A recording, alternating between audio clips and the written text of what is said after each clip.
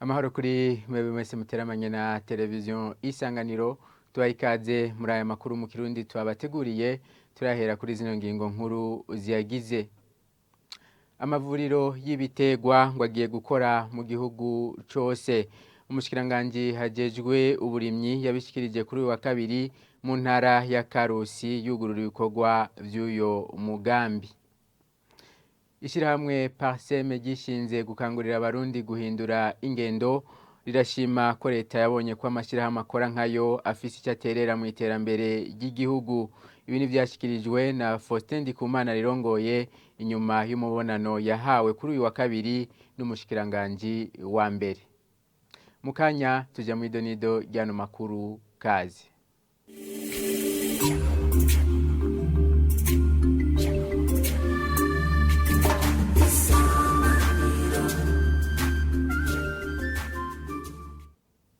Kaze mu idonido ryano makuru. Ikiringo gitekanya n'amategeko ngo umujenama wa komine yahinduye umugambwe asubirizwe ni kimwe mu bibazo vyabajijwe mu icegera ca mbere c'umukuru w'inama nkenguzamateka hari kuri uyu wa kabiri mu nama yagirishije mu Rumonge. Bimwe Denise Ndadaye yarabitangiye intumbero, ibindi navyo yemeye kubishikana imbere. Inkuru tubaza Jean-Pierre Misago.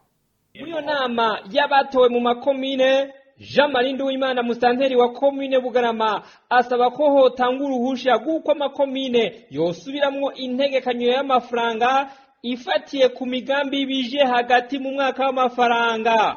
Nico kimwe na Augustin Minani aramutswa komine Rumonge asiguye ko hashobora kwaduka ivyihuta bigoye kwirengagiza kugeza umwaka w'amafaranga uheze. Kuko hari haba urgence nko yavuze musanteri wa Bugarama hari ibintu biza bitari prevu bishobora kaguruka ikiraro kigatwarwa twashaka mbega tuzorinda umwaka uhereye atamenekation atamenyana hagati y'ibisagara y'ibigwati kubera bije programme mu dufasha bakadusabira bije programme ikaba flexible bakaduha facilité kugira revision. Kuri ico gisabo Denise Ndadaye icegera ca mbere c'umukuru w'inama nkenguzamateka y'u Burundi yararongoye iyo nama abasaba kubanza gukora. Nice tuvuga tuti ibintu biragoye ntabwo tuzoshobora uwenya tubigerageze dukore hanyuma mu raporo tuzotanga cyane muri hamwe utegeza gushikiriza ibyaranguwe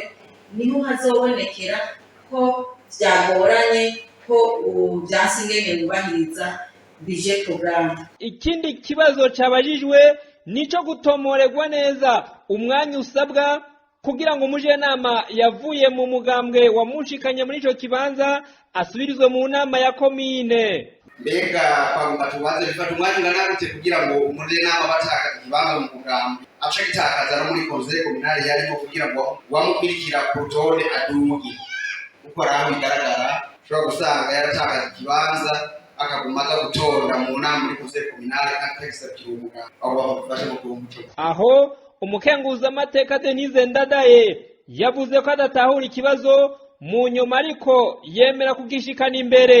Sinatangaye neza icyo yashatse kubaza, sinzi ko batakaje ikibanza ko wavuye mu muganga akaja mu wundi, ibyo biratuzobibaza ababijejwe twebwe ngaho nta nyishu dushobora gutanga, ariko ikibazo kibonetse turagishikana imbere tuzoheza tukibaze neza ingene bigenda. Iyo nyishu ariko ntiyanyuze abajenama bava mu mugambwe CNL baharura abajenama batanu bavuye muri uwo mugambwe mu makomine ya Buyengero, Burambi na Bugarama hagiye gukwira imyaka ibiri batarasubizwa nk'uko babivuga. Tukivuga ibijanye n'intwaro, ishirahamwe Parseme gishinze gukangurira abarundi guhindura ingendo rirashima ko leta yabonye ko amashirahamwe akora nkayo afise icyo aterera mu iterambere ry'igihugu. Faustin Ndikumana harirongoye yabishikirije kuri uyu wa gatatu inyuma y'umubonano yahawe n'umushikiranganje wa mbere kuri uyu wa kabiri. Havuga yuko bemeranije ko ivyo bakora bagiye kuzabara bisabikanya kugira batorere hamwe umuti w'ibibazo bihanze igihugu mu bijanye n'ubutunzi hamwe n'intwaro ibereye. bwa mbere twarabiye hamwe ingene igihugu cifashe mu bisata bitandukanye ingorane gifise turabonera hamwe yuko igihugu gifise ingorane zihari ziboneka kandi zagisinzikaje abantu bahora mu ngendo mbi isinzikaza igihugu.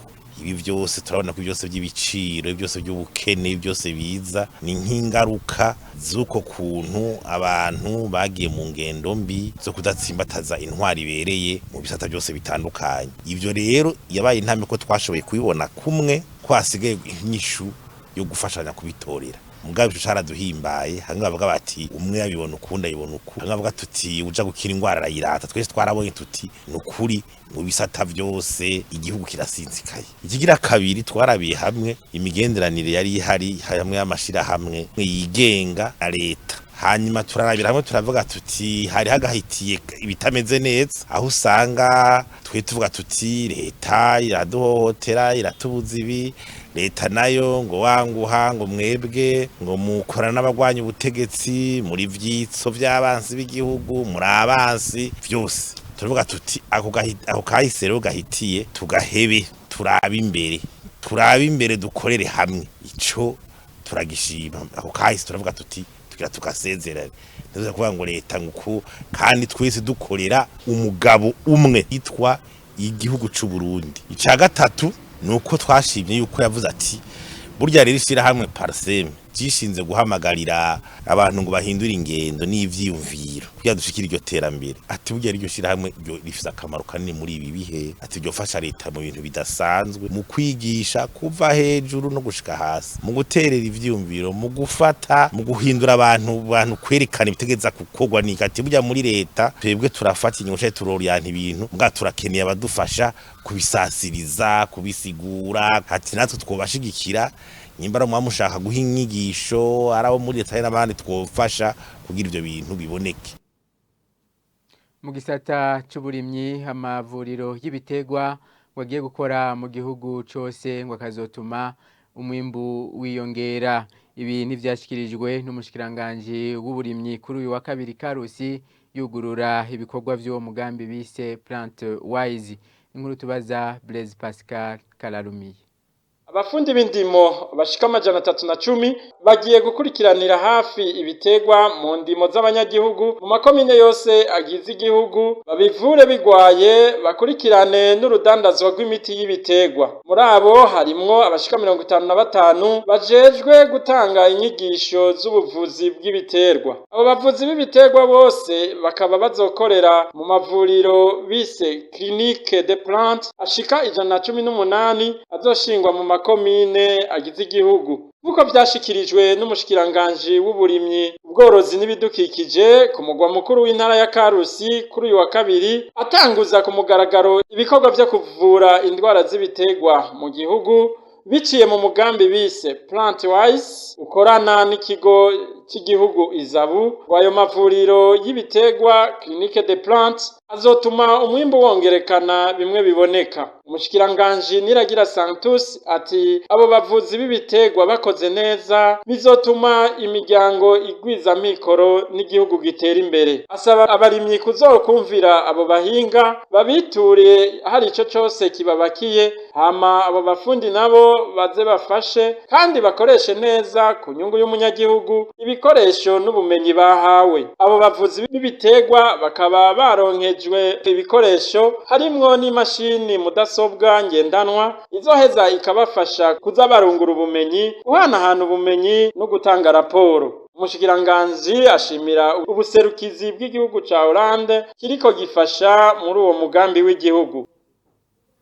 Mu kurangiza hano makuru abamenyesha makuru bahamagarirwa kugira uruhara mu byo kugwanya umurindi w'abigeme baheba amashure.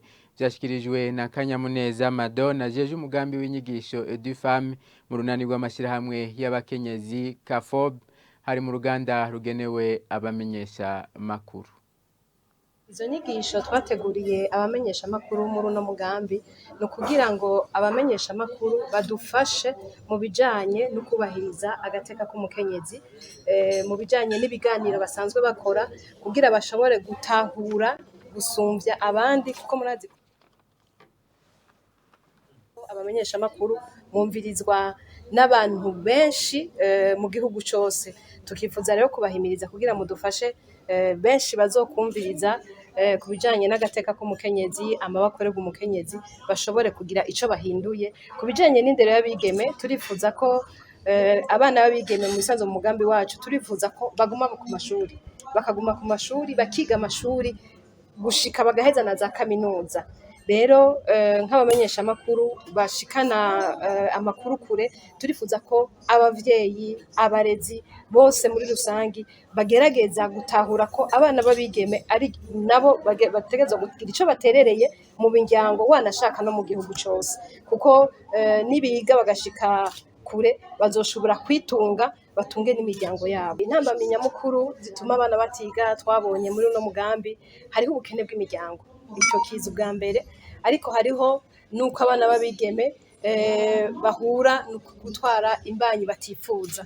Hariho ko abana b'abigeme baja kubaka batarakwiza imyaka y'ukuja kubaka. Hariho rero n'imico n'imigenzo, bamwe bavuga bati abana b'abigeme nta mashuri y'abana b'abigeme, abana b'abigeme nibagume ku mashuri, nibagume muhira bagire udukorwa bakora.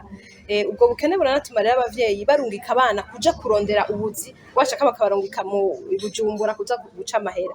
Ivyo rero nizo ntambamyi zikuru twabonye zituma abana b'abigeme badashobora kuguma ku mashuri ngo bagire ico bimariye muri kazoza. No kuri iyo nkuru rero duciye turangiriza ko amakuru tubateguriye.